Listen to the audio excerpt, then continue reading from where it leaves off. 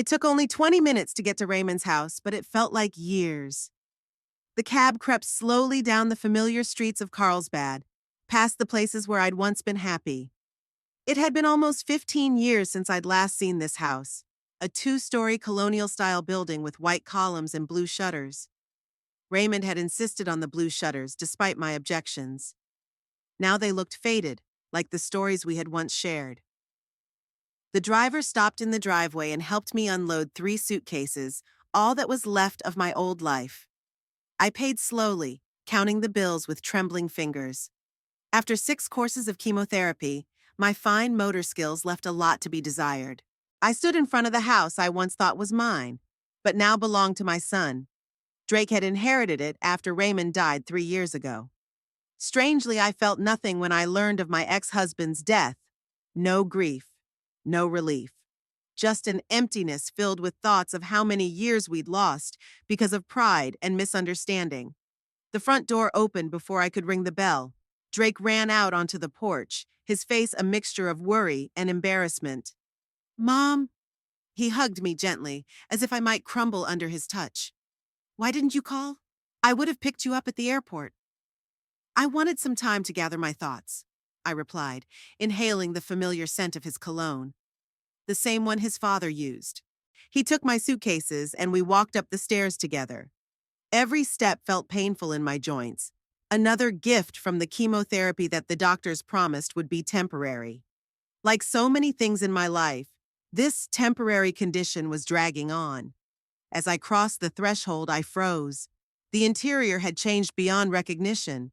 The warm tones Raymond favored had given way to cooler shades of gray and white. Family photos were gone, replaced by abstract paintings in minimalist frames. The house that held our memories with Raymond became a page out of a fashion magazine, spotless and impersonal. "Marisa worked with a designer," Drake said proudly, catching my eye. "Completely revamped everything after the wedding. Very modern," was all I could squeeze out. Marisa emerged from the kitchen, a slender woman in her 30s with perfectly styled brown hair and makeup that looked natural, but must have taken at least an hour. Her smile didn't touch her eyes. "Gwen, finally." She nodded slightly, making no attempt to hug me or even shake my hand. "We were beginning to worry." There wasn't an ounce of worry in her voice, just impatience and irritation.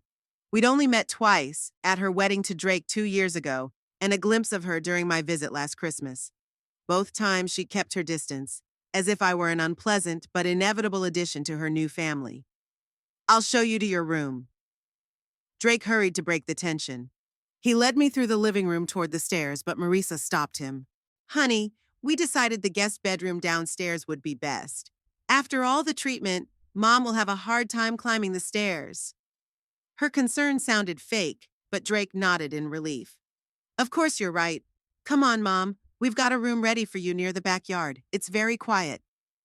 He led me down the hall to the small room that had once been Raymond's study. Now there was a narrow single bed, a dresser, and a tiny desk. A window overlooked the backyard where my rose garden used to be. Now there was a modern patio with minimalist furniture and a barbecue area. "We thought you'd be most comfortable here," Drake said, setting the suitcases down on the floor. "The bathroom's right across the hall. You'll have to share it with the guests when they're here." "Thank you, will do." I tried to smile. "Make yourself comfortable and then come to the kitchen." "Marisa made dinner," he stammered. "Mom, I'm so glad you beat this disease. We both are." I nodded, unable to say a word. When the door closed behind him, I sank heavily onto the bed and allowed myself a few seconds of weakness. Tears came to my eyes, but I quickly brushed them away. There was no point in feeling sorry for myself. I'd sold my house to pay for treatment, and now I had no choice but to live here until I got back on my feet and found something I could afford. Unpacking my suitcases, I arranged the few photos on my dresser. Drake on graduation day, my parents on their 50th anniversary, me and Raymond on our wedding day. The last one I stashed in the bottom drawer. No reason to cause unnecessary questions. When I went into the kitchen, Marisa was setting out plates of some greens that looked more like decorations than food. Drake appeared with a bottle of wine and 3 glasses. "Organic," he said proudly, showing the label. "Sulfite-free." I can't drink alcohol, I reminded him. Not for another 6 months after chemo. Oh, yeah, sorry, he said, embarrassed, putting one glass away. We sat down at the table, and Marisa immediately started talking about her success at the marketing agency where she worked as a manager. Drake listened admiringly, occasionally glancing at me as if to see if I was impressed enough with his wife. What about your job, Drake? I asked when Marisa paused for a sip of wine. He mewed. Actually, I'm between projects right now. There are ups and downs in the architecture business. Marisa discreetly rolled her eyes, and I realized it was a sensitive subject. Drake had always been a talented architect, but he lacked the business acumen to turn that talent into a steady income. By the way, Mom, Drake suddenly changed the subject. I'd like to talk about your house. Or rather, what's left of it. What do you mean? I tensed. Well, after paying all the medical bills and paying off the loans I took out to help you, there's not much left. I set my fork aside. But the house was worth almost $300,000. My treatment was 80% covered by insurance. Even with copays and additional procedures, it couldn't eat up the entire amount. Drake and Marisa exchanged glances. Mom, Drake began cautiously, the insurance refused to cover the experimental therapy. Remember, I told you about it, but you weren't. Not in the best state of mind for that kind of talk. And the loans I took out to pay for your treatment had high interest rates, plus fees, late charges. I don't remember any experimental therapy, I interrupted, feeling a chill run down my spine. Dr. Heller highly recommended it, Marisa interjected. You were in a very bad way, Gwen. Drake did everything he could to save you, even went into debt. Something in her tone made me wary. I had indeed been in a terrible state for the first few months of treatment. Many details faded from my memory. But such a big decision like experimental therapy, could I have just forgotten? How much time do you have left? I asked, trying to keep my voice steady. Drake pulled a folded piece of paper out of his pocket and handed it to me. Here's the account statement. After all the payments, there's $26,800 left. That should be enough until you get back on your feet and find a job. I looked at the paper, trying to make sense of the numbers. Medical bills, loans for huge sums, insurance denials, it all looked official. But something didn't add up. I couldn't quite grasp what it was. We thought it would be best if you stayed with us, Drake continued with fake cheerfulness, until you're fully recovered. That's very generous of you, I whispered, still looking at the discharge form. Marisa stood up, gathering the plates. Actually, Gwen, she said without looking at me, we should make something clear from the beginning to avoid misunderstandings. She left the room and returned with a folder, which she placed in front of me. What is it? I asked, already sensing something wrong. A lease agreement, she said with a businesslike smile. It's just a formality to make it official. As you can imagine, there are expenses involved in keeping a house, taxes, insurance, utilities. Drake and I thought it would be fair for you to contribute your share. I looked at my son, stunned. You want me to pay to live in your father's house? Drake squirmed in his chair. Mom, this isn't Dad's house. This is Marisa's and mine. We live here. We pay the mortgage. Mortgage? I interrupted. But the house was paid off when Raymond and I were married. Yeah, but we took out a new mortgage to make repairs and restructure some of the debt, he admitted reluctantly. Marisa tapped a manicured finger on the folder. It's very simple, Gwen. The rent is $600 a month, including utilities. That's well below the market price for a room in Carlsbad. We're offering you a very favorable deal. I opened the folder. The contract was written in legal language I could barely understand. Drake's signature was already at the bottom of the page, next to a blank line for mine. This isn't your home anymore, and it never was, Marisa said, holding out a pen to me. Just a business agreement between adults. I looked up at my son, hoping he'd intervene, tell me it was a joke. But Drake was staring into his glass, avoiding my gaze. I realized that this might seem a little unpleasant, he finally said. But Marisa's right. We're all adults, and we have expenses. I felt something break inside, not just at the suggestion itself, but at how easily my son had let his wife speak to me that way. Of course, I said, trying to keep my voice steady. I understand. I took the pen and signed the contract without even reading it all the way through. After all, what choice did I have? 26,000 wouldn't be enough to rent a decent place to live for long, and a job at my age and condition wasn't easy to find. I was trapped, and we all knew it. Fine. Marisa picked up the folder as if she'd just made a lucrative business deal. Welcome, lodger.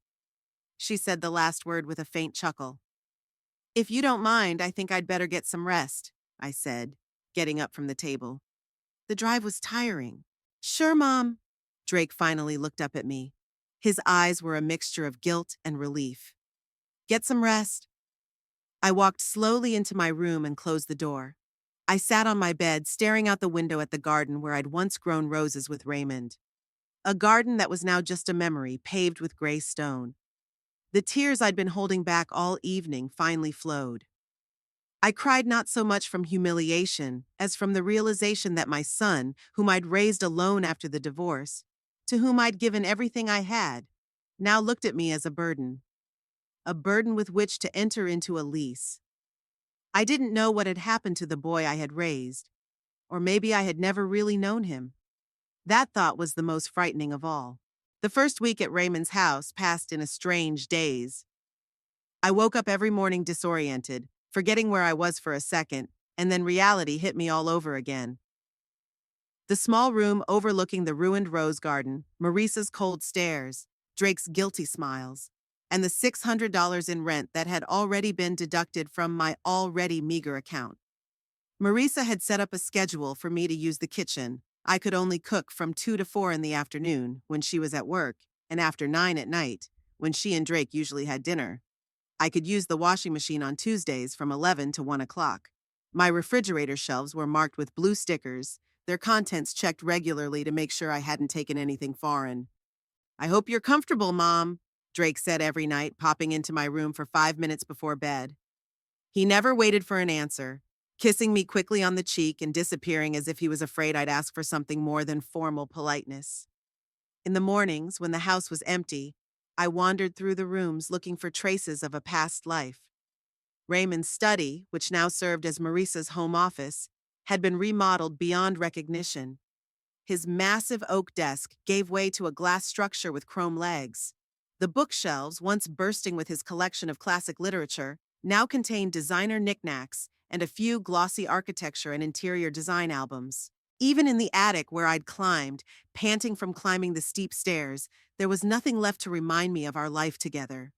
Boxes of Christmas ornaments we'd collected over the years, old photo albums, Drake's childhood drawings, all gone, replaced by perfectly organized bins of Marisa's seasonal clothes and Drake's sports equipment. After 2 weeks of this existence, I felt like if I didn't get out of the house, I'd just go crazy. It was a warm morning, and I decided to walk to the city park, which was a 15-minute walk away. I used to go there often, reading books on the bench by the pond with the ducks. I wonder if the park has changed as much as everything else in my life. Carlsbad has always been a beautiful town, but in the years I've been away, it has become even more well-maintained and prosperous. New boutiques lined the main street. The old Johnson's Bakery had become a trendy coffee shop with an unpronounceable French name, and an abandoned warehouse was now replaced by a modern apartment complex. Walking down the familiar streets, I felt a strange combination of nostalgia and alienation. Here was the bench where Raymond and I liked to sit on summer evenings, watching the passers-by. Here's the store where I used to buy Drake his first school backpack. Here's the corner where Raymond once covered me with his jacket in a thunderstorm, and we ran home laughing in the pouring rain. Pulling a book out of my bag, a shabby novel I'd started reading in the hospital, I immersed myself in it, letting myself forget reality for a while. The characters, their problems and joys occupied my thoughts, and for the first time in a long time, I felt a semblance of peace. Gwen? Gwen Brooks? A sharp voice snapped me out of my literary oblivion. I looked up and saw the woman standing in front of me. For a second I couldn't remember who she was, and then I recognized her. Odelia, Raymond's sister. She was older, wrinkles furrowing her once smooth face, and her red hair, as bright as her brother's, was now cut short and streaked with gray. but her eyes were still the same, piercing blue and cold as the winter sky. Odelia, I closed the book and tried to smile. It's been so long since we've seen each other. 20 years, she cut me off. Ever since you left my brother for that musician. What was his name? Never mind. I sighed. It had always been useless to explain to Odelia that my divorce from Raymond had been a mutual decision after years of estrangement and that there was no musician. It was just a convenient rumor that Raymond hadn't bothered to refute. How are you? I asked, trying to be polite. She ignored my question, her eyes narrowing. I hear you're back in Carlsbad, and you're living at Raymond's house. Temporarily, I clarified, while I recover from illness. Cancer, she nodded. Drake told me. It's a shame, of course, but that doesn't give you the right to do what you did. I looked at her confused. I don't know what you mean. Odelia laughed suddenly, a short, barking laugh that was not the least bit funny. Don't play innocent, Gwen. It's never been your strong suit. You know perfectly well what I'm talking about. The house, the will, how you pulled it all off. I stood up slowly, feeling the weakness I'd been fighting for the past few months creep back up my legs. Odelia, I have no idea what you're talking about. Raymond's house belongs to Drake. He inherited it after his father died. Lies! She exclaimed so loudly that a couple passing by with a dog turned on us. The house was supposed to belong to you. Raymond changed his will a month before he died. He left the house to you, not Drake. I felt the blood drain from my face. It was absurd. Raymond couldn't have left me the house. We'd been divorced for 15 years. He hadn't even spoken to me in the last 10. There must be some mistake, I said. Why would Raymond leave me the house? Odelia stepped closer, her face contorted with anger. Because he loved you, you fool. To the very end, despite what you did to him. He never stopped loving you. I sank back down onto the bench in shock. It couldn't be true. Raymond loved me? After all the years of silence? I don't understand, I whispered. If what you're saying is true, why did Drake get the house? Odelia crossed her arms over her chest. You tell me. How did you do it?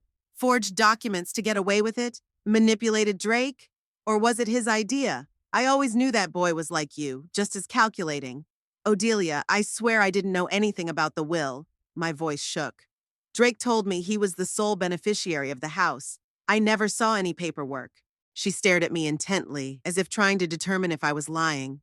Something in my face must have convinced her, because her anger suddenly changed to bewilderment. You really don't know, she mumbled. Oh my God. You really have no idea. She opened her bag, rummaged through it, and pulled out an envelope. Here. A copy of the letter Raymond wrote to me after the will was changed. I was going through the paperwork yesterday, and I saved it in case it came to litigation. But it seems it's more complicated than I thought. I picked up the envelope with trembling hands. Inside was a sheet of paper covered in Raymond's familiar, neat handwriting. I began to read, and every word was like a stab to the heart. Dear Odelia, I know you won't approve of my decision, but I have to do this. I have changed my will. The house that I always thought was ours and Gwen's will now officially belong to her after I die. I know you've never forgiven her for our divorce. You always blamed her, thought she betrayed me. But the truth is, it was both of our faults. We stopped talking to each other long before the divorce. We became strangers in the same house. And I never told you, but after Gwen left, I realized how much I still loved her. Pride wouldn't even let me admit it to myself, let alone try to win her back. And then it was too late. I know she'll never come back to this house in my lifetime. But maybe after I'm gone, she'll find some comfort here. Or at least financial security if she decides to sell it. Also, I've discussed it with Drake. He's disappointed, of course, but understands my motives. I've secured it in other ways. The investment portfolio I've built up over the years more than makes up for the value of the house. Please don't try to challenge my decision or convince Drake to do this. This is my last request to you as a sister. Love, Raymond. I raised my eyes to Odelia, feeling the tears flowing down my cheeks. Yeah, I didn't know, I whispered. I swear I didn't know anything about it. Odelia looked at me with a mixture of disbelief and confusion. But then how did Drake get the house? I saw a copy of the new will. It's been officially probated. Your name was clearly on it. I shook my head, trying to make sense of the information. Why did you decide to tell me? I asked Odelia. You never loved me. She shrugged, suddenly looking tired and much older than her years. I didn't love you, that's true. But I loved my brother and respected his decisions, even if I didn't always agree with them. What Drake did was a betrayal of Raymond's last will and testament, and I couldn't let that happen. She looked at the letter in my hands. And here's the other thing, Gwen. I'm not going to interfere with how you handle this situation. But if you let Drake get away with what he's done, I will personally sue him for forgery and inheritance fraud. That's not an idle threat. With those words, she turned around and quickly walked away, leaving me sitting on the bench with Raymond's letter and the feeling of the ground going out from under my feet. Raymond had loved me all these years. He left me a home, and my own son had kept it from me, forced me to sell my house under the guise of medical debts, and now was charging me rent to live in a house that legally belonged to me. I returned home, still clutching Raymond's letter in my hand, as if it might disappear if I let it go. My thoughts were confused, and my heart was pounding so hard it was hard to breathe. Could my own son do this to me? Steal the house that was rightfully mine, cheat me out of the money from the sale of my home, and now charge me rent? I didn't want to believe it. There had to be some explanation, some mistake. Maybe Odelia had misunderstood. Maybe Raymond changed the will again just before he died. Or did Drake not know of his father's last will and testament? But the inner voice I'd so often ignored in my dealings with my son now sounded all too distinct. The strange looks Drake and Marisa exchanged when they talked about money. Their insistence that I sell the house instead of renting it out while I healed. The implausibly high medical bills I'd never seen in the original. And the way almost all the money from the sale, a house I'd been paying off for 30 years, had promptly disappeared. I hid Raymond's letter under my mattress, trying not to make any noise. For the first time, I felt not just unwelcome, but a prisoner in this house, forced to hide my thoughts and actions. When Marisa returned from work, I sat in the kitchen with a cup of tea, pretending I was just relaxing after my walk. She slid me an indifferent glance and began unloading the grocery bags. I hope you didn't cook, she said instead of greeting me.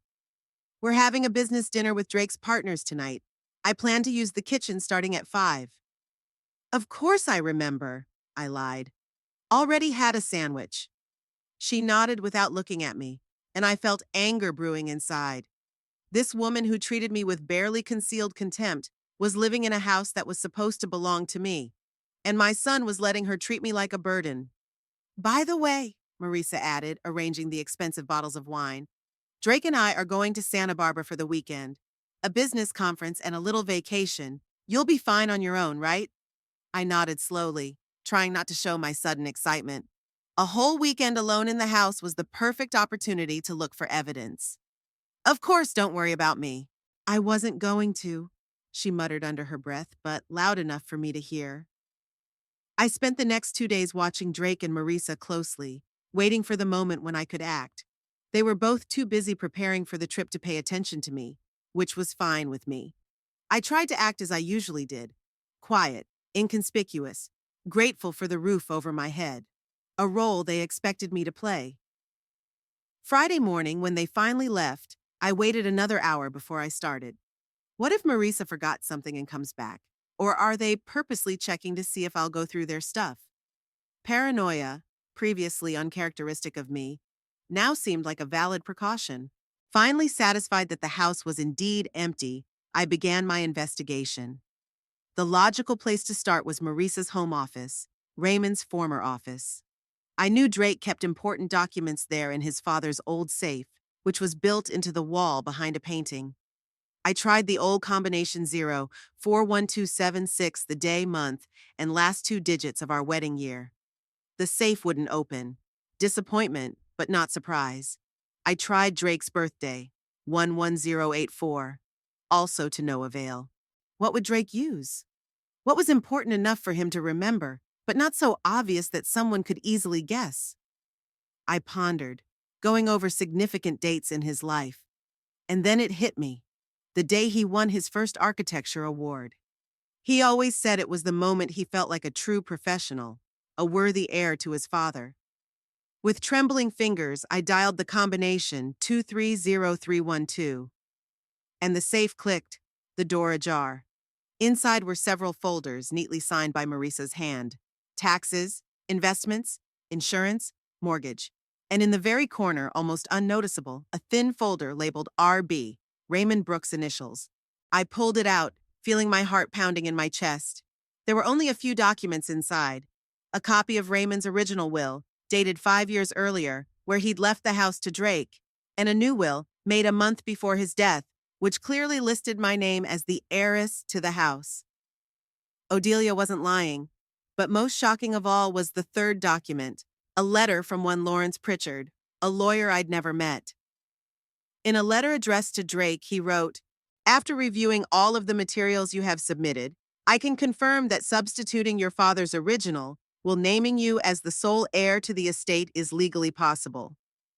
The medical reports provided regarding Mr. Brooks' dementia at the time of the second will provide sufficient grounds for a challenge.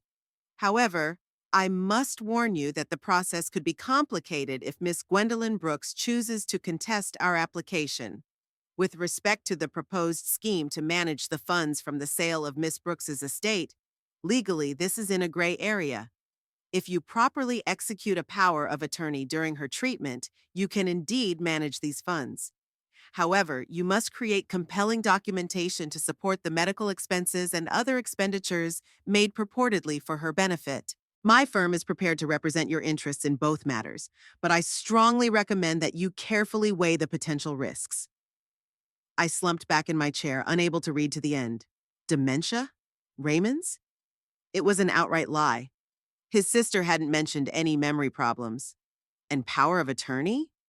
I vaguely remembered signing some paperwork before the surgery, but Drake said they were standard medical forms in case I was incapacitated during treatment. Continuing my search, I found another folder hidden behind the books on the shelf. Mom, medical expenses.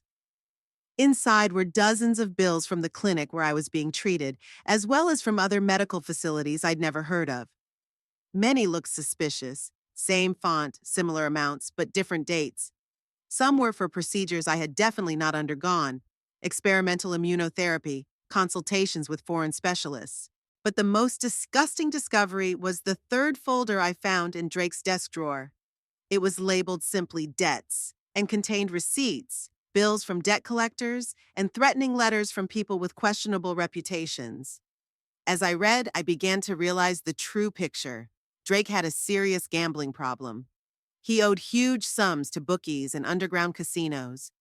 And judging by the dates, most of the debts were paid off right around the time my house was sold. As I sat in my office, surrounded by the evidence of my son's betrayal, I felt something inside finally break. There was no room left for doubt or excuses. Drake had knowingly stolen my house, forged documents, embezzled money from the sale of my own property to cover his gambling debts, and now he was also charging me rent. But what could I do?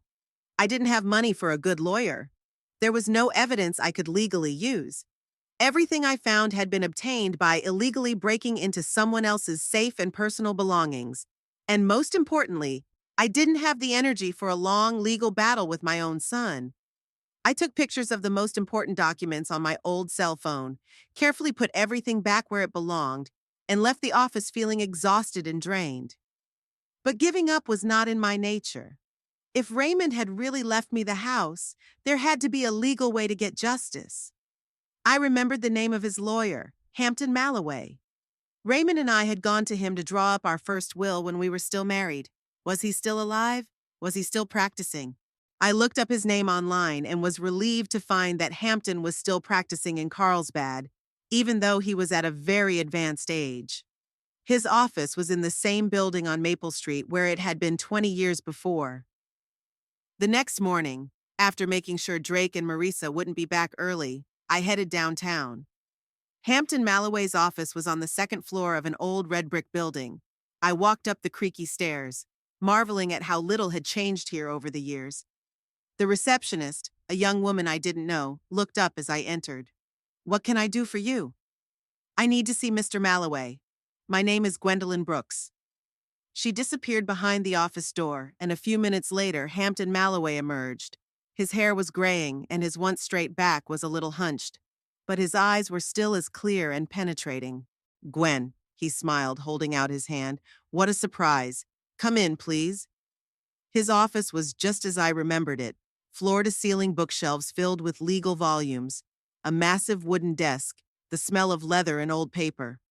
"What can I do for you?" he asked when we sat down. "It's about Raymond's will," I said bluntly. I'd recently learned that he'd changed it shortly before he died, leaving the house to me instead of Drake. Is that true? Hampton looked at me carefully, his face serious. "Where did you get this information?" "From Odelia, his sister." She showed me a copy of the letter Raymond had written to her explaining his decision. He nodded, as if accepting the decision. "Yes, it's true. I personally drafted a new will for Raymond about a month before he died.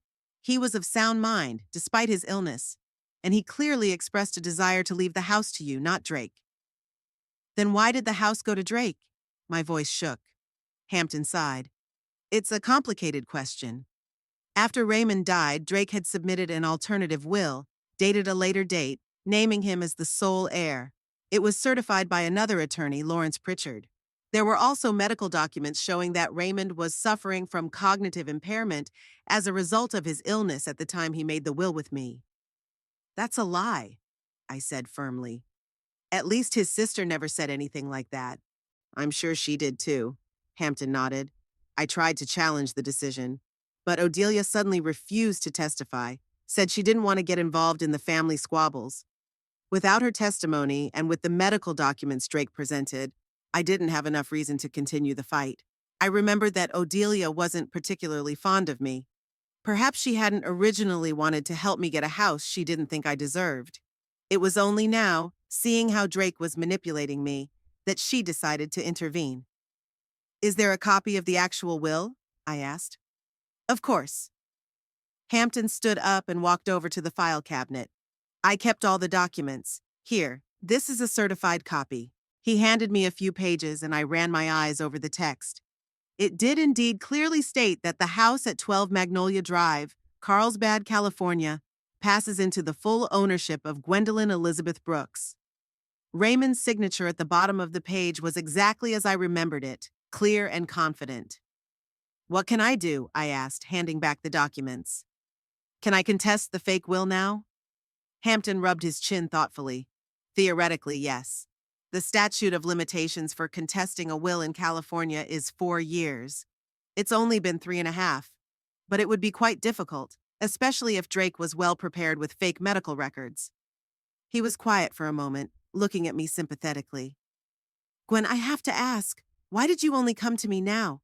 Why didn't you come right after Raymond's death when I tried to contact you?" I looked at him in confusion. "You were trying to contact me?" "Of course I did. I sent you a letter to your last known address. Drake later informed me that you had received it but were not interested in participating in the probate proceedings. Now all the pieces of the puzzle are falling into place. The letter I never saw. The lies Drake had told Hampton on my behalf. Medical bills that didn't exist. Debts that had to be paid off at all costs. I never received any letters from you," I said quietly. "And I never renounced my inheritance. The truth is, I didn't know anything about the second will until yesterday."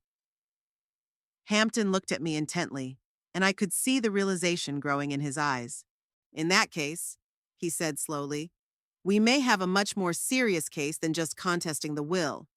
We're talking about fraud, forgery, and possibly financial crimes." He opened a desk drawer and pulled out a business card. "Here's my personal number. Call me when you're ready to move forward. I'll help you deal with this, Gwen. And this time we won't back down."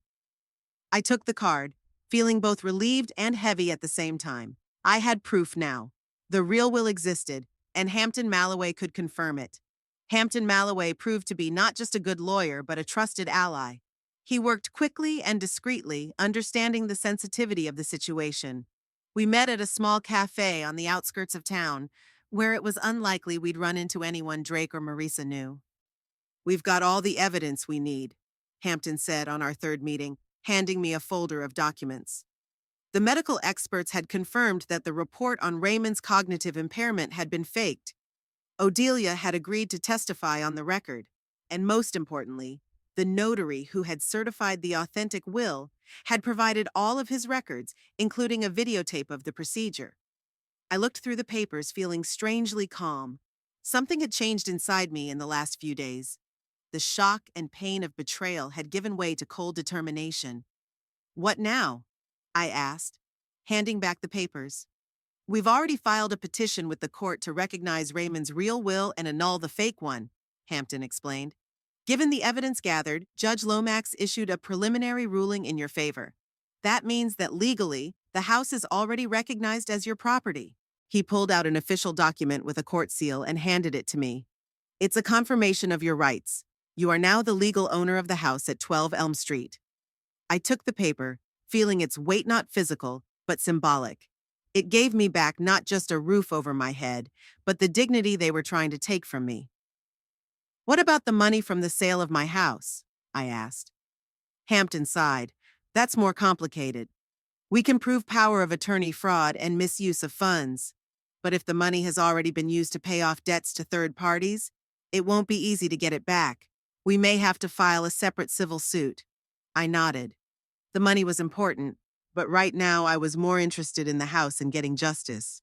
When do we tell Drake and Marisa? That's up to you, Hampton answered. We can send a formal notice by mail, or if you prefer a more visual approach, we can get the sheriff to deliver the documents in person. Given the circumstances, I would recommend the second option. Having the law present will prevent any potential, emotional excesses. I pictured Drake and Marisa receiving the faceless letter and shook my head. No, after everything they'd done, they deserved to see the consequences of their actions face to face. Let's do it in person, and I want to be there. Hampton nodded understandingly. I'll make arrangements with the sheriff's office. When do you want to do it? I thought about it for a second. This Friday. Drake usually gets home early, and Marisa will be there too. I want them both present. Okay. Hampton made a note in his notebook. Friday about 16 o'clock. I'll drive up to the house a little earlier and wait for you and the sheriff. I spent the next 3 days in a strange state of suspense. Outwardly, nothing had changed.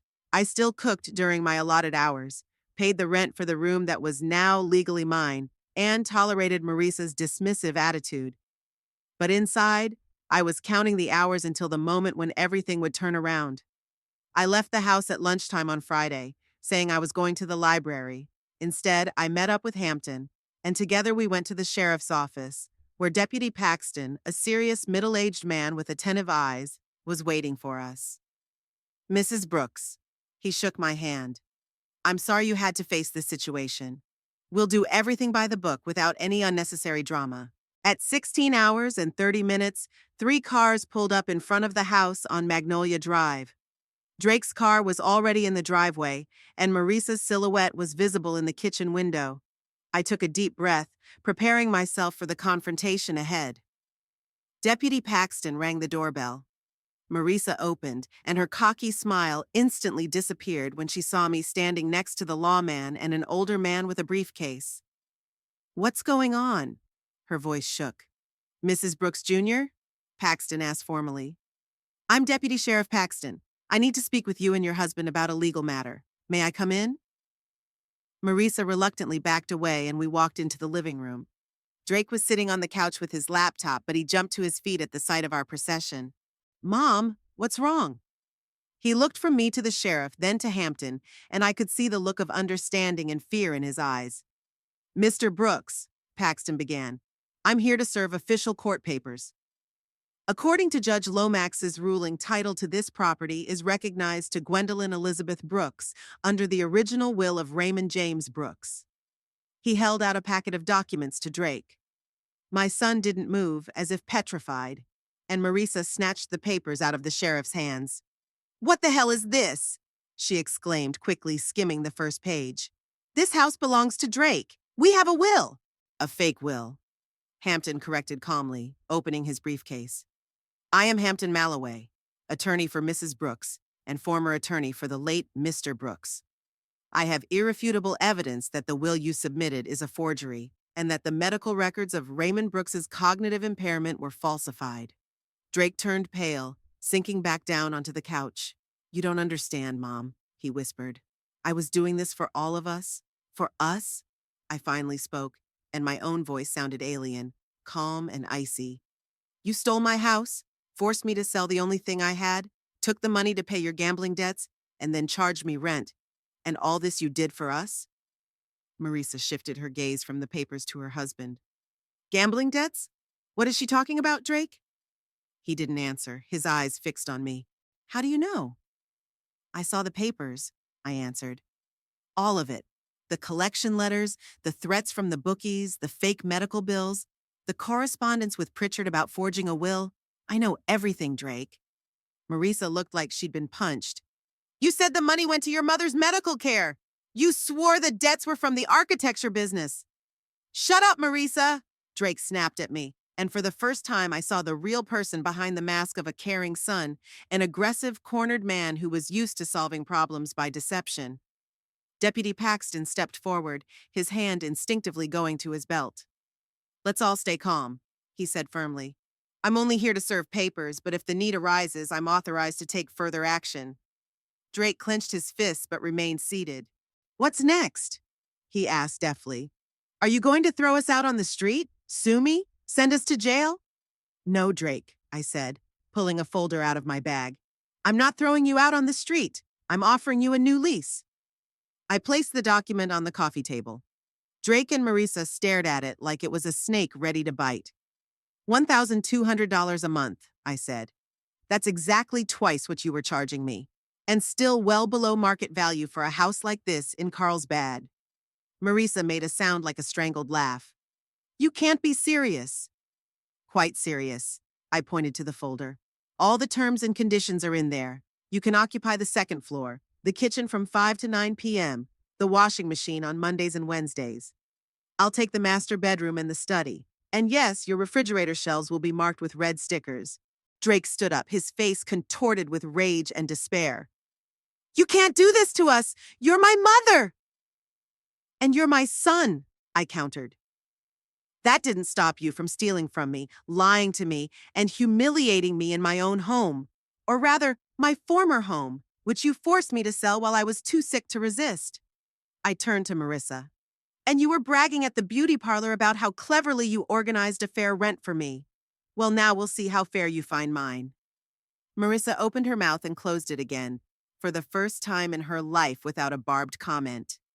Hampton stepped forward, his professional mask betraying no emotion. I suggest we give Mr. and Mrs. Brooks time to review the contract. We'll be back tomorrow morning at 10 o'clock for their response. If they refuse the terms of the lease, they will be required to vacate the premises within 30 days, according to California law. Drake looked at me as if he was seeing me for the first time. Would you really do that? After everything I've done for you? I took care of you when you were sick. No, Drake. I shook my head. You used my illness to manipulate me and steal everything I had. That's not caring, that's predation.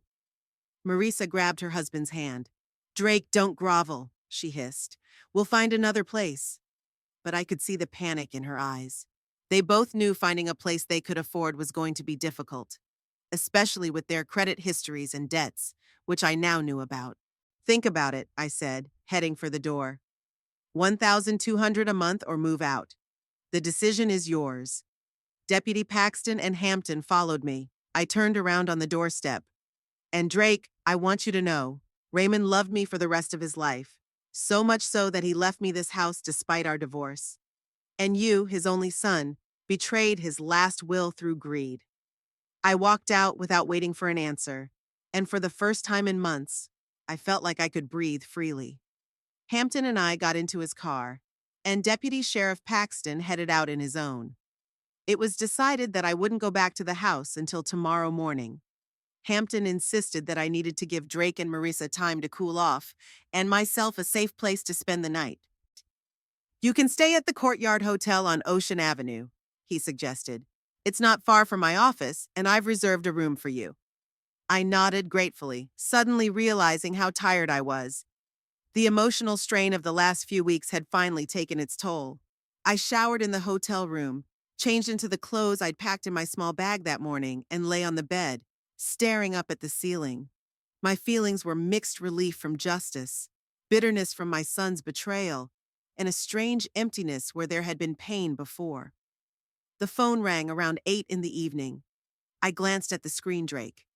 Part of me wanted to ignore the call, but the other part of me, the maternal part, was still hoping for some explanation that might, if not justify, at least help me understand his actions. Yes, I answered dryly. Mom, his voice sounded broken. We need to talk, not on the phone, in person. We'll talk tomorrow, Drake, in front of my lawyer. Please. I could hear the desperation in his voice. You don't understand. I was in a desperate situation. These people, they threatened me. They threatened Marisa. I had to find the money. And you decided to steal it from your own mother, I finished for him, instead of getting help telling the truth. I couldn't, he exclaimed. You wouldn't have understood. No one would have understood. These debts, it's not just a casino. I got involved with people who... He stopped talking like he was afraid to say it out loud. Who what, Drake? My voice got harder. Who made you forge your father's will? Made you lie to your mother dying of cancer? Made you embezzle my money and then charge me rent? There was silence on the phone. I'm confused, he finally whispered. I didn't want it to turn out this way. But now Marisa and I are on the verge of divorce. We have no money. If you kick us out of the house, we have nowhere to go. I closed my eyes. This is it. Classic Drake manipulation. First, an admission of guilt, just enough to show remorse. Then an explanation of why it wasn't his fault. Circumstances, other people, anything but his own decisions. And finally, an appeal to my guilt and a mother's love. Drake, I said calmly, I'm not kicking you out of the house. I'm offering you a lease on the same terms you offered me. Only the price is higher because there are two of you and I'm alone. But we can't afford $1,200 a month, his voice broke. You know our financial situation. I do now, I agreed. But no thanks to your honesty. And Drake, you're paying a mortgage on a house that isn't even yours. If you hadn't forged a will, you'd have been living rent-free for 3 years by now. He fell silent again, and I could hear his heavy breathing. What can I do to make you forgive me? He finally asked. To make things go back to the way they were? I grinned bitterly. Things won't be like they used to be, Drake. You broke the trust that we had, and it's not about the money or the house. It's that you didn't see me as a mother, but as a solution to your problems. I heard him sob, and my heart shook. Despite everything he'd done, this was still my son, the boy I'd raised alone after my divorce from Raymond, the one I'd read bedtime stories to, taken to baseball games, helped with homework. But then I remembered his face when he handed me the lease. Cold, businesslike, without a shadow of shame or doubt. And Marisa, who'd said tenant, with barely concealed contempt. I'll be at the house tomorrow at 10, I said firmly. We'll discuss everything then. Mother, please. Good night, Drake. I ended the call without waiting for an answer. Putting the phone on the nightstand, I stared at the ceiling for a long time. Part of me felt sorry for my son. Another part of me was angry at myself for the fact that even now, after everything he'd done, I could still give in to his manipulations. But something had changed. Before, I would have forgiven him, accepted all the excuses, let myself be used over and over again. But the sickness, betrayal, and humiliation of the past few months seemed to have burned something inside me. The part of me that was willing to sacrifice myself for others, even if those others didn't appreciate the sacrifice. I moved into the master bedroom a week after my rights to the house were officially recognized. Drake and Marisa agreed to the new lease terms. They really had no choice.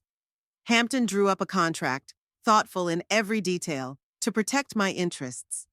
The first month passed in tense silence. We crossed paths in the kitchen or living room, exchanging only the necessary phrases. Marisa looked through me like I was a ghost, and Drake threw me guilty glances but didn't dare start a real conversation. By the end of the second month, it was obvious that their marriage was falling apart. Marisa was working late into the night more and more often, and Drake was spending his weekends in the garage, where he had set up a small office. He was trying to revive his architectural practice, but clients were reluctant to approach a man with a tarnished reputation.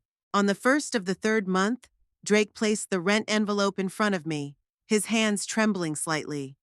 Here, he said quietly. But I must warn you that we may have a problem next month. What kind of problems? Financial. Marisa doesn't think we can afford the rent and the mortgage at the same time, especially now that my business is, uh, you know. It's a smart move, I said neutrally. You can always terminate the lease with 30 days' notice. Drake looked up at me, eyes full of that childish resentment I remembered so well. You really don't care? He asked bitterly. We're your family. No, I do care. But you did a very bad thing and you're a grown man, so you have to take responsibility for the consequences of your decisions. You're a man. 3 days after that conversation, as Drake left for a meeting with a potential client, there was a quiet knock on my bedroom door. I opened it and saw Marisa, dressed casually without perfect makeup, dark circles under her eyes. We need to talk, she said without her usual arrogance. In private. She sat across from me in the living room like a business partner, not a relative. I want to propose a deal, she began, getting straight to the point. Information in exchange for certain concessions. What kind of information? About the money. Where the money from the sale of your house really went. Things that the Drake is hiding even from me. And what concessions do you want in return? I'm filing for divorce. Drake doesn't know yet. But when it's over, I'll need a place to live. I want to stay here without him at a better rent. Say $600 instead of $1,200. And why should I agree to that? Because the information I have will help you get some of the money back, she answered without hesitation. Probably a good part of it. She pulled a flash drive out of her bag. Here are copies of all the transactions Drake's made through our accounts over the last 2 years, including the transfers from the sale of your house. He thinks I don't know about these accounts, but I've been following his finances for years. Why are you doing this now? I married an up-and-coming architect with a rich father and an inheritance, but I got a debt-ridden gambler who got me into fraud. I need to protect myself. I took the flash drive, scrutinizing it in my hand. And you think you can just walk away from all this? And I'm just going to take your side? I never signed any papers. She cut him off. Drake did everything. I just kept quiet. That evening, I plugged the flash drive into my computer and studied the documents. Marisa hadn't lied. There were detailed records of all of Drake's financial transactions over the past few years. The money from the sale of my house had gone to pay off his gambling debts, just as I suspected. But not only that, some of the money had been transferred to a secret account in the Cayman Islands. Another part was used to invest in a dubious project. And most surprisingly, almost $50,000 was still sitting in a separate account opened in the name of someone named Elizabeth Donovan, a name I'd never heard before. There was another knock on the door, and I hastily closed the files. Drake stood on the doorstep, looking exhausted and lost. Marisa is leaving me, he said without preamble. She packed her things while I was gone. I know, I'm sorry, I said, and it was the truth. Despite everything, I didn't want my son to suffer. Did you? I thought you'd be glad. It's only fair, isn't it? I ruined your life, now I've ruined mine. I never wanted to hurt you, Drake, I said calmly. Even after everything you've done. I ruined everything, didn't I? Absolutely everything. Drake, I said, deciding to open my cards. I found out about the secret accounts, the money in the Cayman Islands, the investments, and about the $50,000 in Elizabeth Donovan's name. He looked up sharply, his face pale. Where did you? It doesn't matter. What matters is that you're still lying even now. You don't understand. Elizabeth is not what you think. What am I supposed to think? Elizabeth is my daughter. I froze, not believing my ears. What? She was born before I met Marisa. Her mother is a girl I had a brief affair with in college. I didn't even know my daughter existed until 3 years ago when Caitlin contacted me. Elizabeth needed surgery, expensive surgery. I couldn't say no. Why didn't you tell me? I would have helped. Marisa doesn't know about her. No one does. I was afraid if the truth came out, I'd lose everything. So you decided to steal from your own mother instead? He didn't answer, and that silence was more eloquent than any words. Here's what we're going to do, I said, turning to him. You have 2 choices. 1. You pay me back all the money left over from the sale of my house, including the money from the Cayman Islands and the investments. You sign documents admitting your guilt, which I will hold as a guarantee, and you continue to live here on my terms. And the second option? You pack your bags and you leave, today, and you never come back to this house. What about Elizabeth? The money in her account? I won't touch it. A child shouldn't have to suffer because of a parent's mistakes, but you'll get everything else back. Every dime. Drake was silent for a long time, staring at the floor. When he finally looked up, his face was not one of remorse, but of resentment and anger. Do you really hate me that much?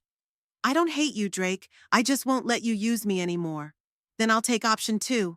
I'll leave. I nodded. Deep down, I knew that's what he'd choose, running away like he always did. Drake, I called out to him when he was already at the door. I want to meet Elizabeth. She's my granddaughter. He stopped without turning around. I'll ask Caitlin, but I can't promise anything. 3 hours later, I stood at the living room window watching Drake load his things into the trunk of a cab. He hadn't taken much, 2 suitcases and a few boxes, all that was left of his life here. Before getting into the car, he looked up toward home as if sensing my gaze. For a moment, our eyes met through the glass. I didn't wave, didn't nod. I just watched him get into a cab and drive away, probably forever. 2 weeks later, Marisa picked up the last of my things. She was cold and businesslike, avoiding unnecessary conversation. I didn't offer her a reduced rent. The information on the flash drive was valuable, but I couldn't make a deal with a woman who was complicit in deception. Left alone in the big house, I began to slowly change it to suit me.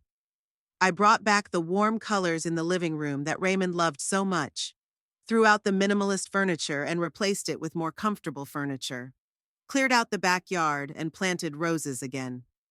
The Hamptons helped me recoup some of the money from the sale of my old house. Not all of it, of course. A lot of it had been irretrievably lost in gambling and questionable investments. But enough so that I didn't have to worry about the future. One cool fall afternoon, while I was working in the garden, an unfamiliar car pulled up to the house. A young woman got out with a girl about 10 years old. The girl looked just like Drake at that age, the same eyes, the same stubborn chin. Mrs. Brooks? The woman asked, coming closer. I'm Caitlin Donovan, and this is Elizabeth. Drake said you wanted to meet your granddaughter, Caitlin continued. We're just passing through town. Thank you, I replied, unable to contain my emotions. Thank you for coming. Elizabeth smiled shyly at me, and I saw in that smile an echo of old photographs, the cheeky smile of the boy who had once been the center of my universe. Hello, Elizabeth. I'm your grandmother, Gwen. She took my hand, and in that moment I realized that despite all the loss and betrayal, life goes on. In the broken shards of the past, you can find a reflection of the future if you know where to look. I invited them into the house that Raymond had left me out of a love I had overlooked during his lifetime. A house that had witnessed so many stories. A house that was mine alone now, but in which perhaps a child's joy could sound again.